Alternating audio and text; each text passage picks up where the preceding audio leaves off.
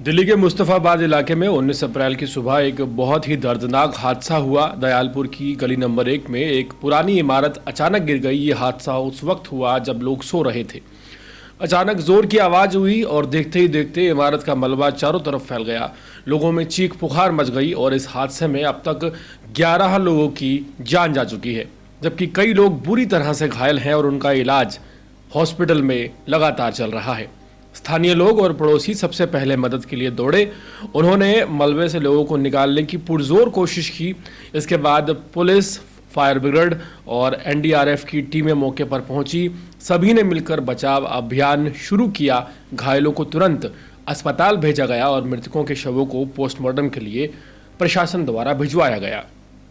दिल्ली के उपराज्यपाल वीके सक्सेना ने इस मामले की गंभीरता को समझते हुए घटना की मजिस्ट्रेट जांच के आदेश तत्काल प्रभाव से जारी कर दिए हैं।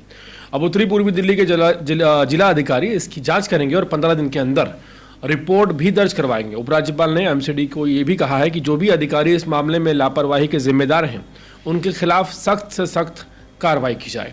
बताया जा रहा है कि ये इमारत करीब 20 साल पुरानी थी और अवैध तरीके से बनी हुई थी। इसका नक्शा नहीं पास हुआ था और ना ही परमिशन ली गई थी। इलाके में ऐसे और कई पुराने और कमज़ोर मकान हैं जो कभी भी गिर सकते हैं। इस घटना ने लोगों को डरा दिया है।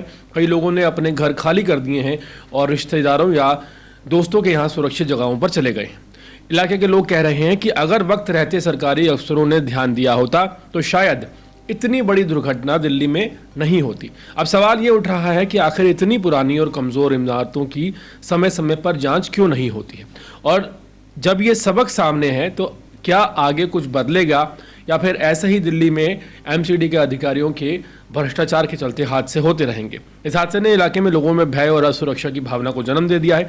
लोगों का कहना है कि जब तक इन अनधिकृत इमारतों पर सख्त कार्रवाई नहीं होगी और कॉलोनी में सुरक्षा मानकों का पालन सुनिश्चित नहीं किया जाएगा, तब तक ऐसे हादसे होते रहेंगे। कई परिवारों ने अपने घर खाली कर दिए हैं और अस्थायी शिविरों में शरण लेने को मजबूर हैं।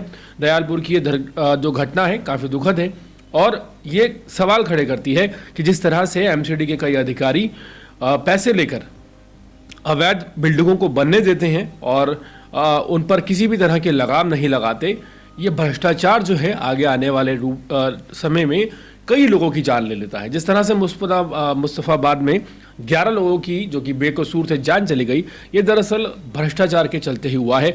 और ऐसे में दिल्ली के आईजी वीके सक्सेना ने इस बात के कड़े निर्देश दिए हैं कि दिल्ली में उन सभी इमारतों को चिन्हित किया जाए जो अवैध रूप से बन रहे हैं और ऐसे अधिकारियों पर लगाम लगाने के लिए एक टीम का गठन किया गया है। जिला अधिकारी को आदेश दिए गए हैं कि 15 दिन के अंदर पूरी रिपोर्ट डिटेल में सबमिट कराई जाए।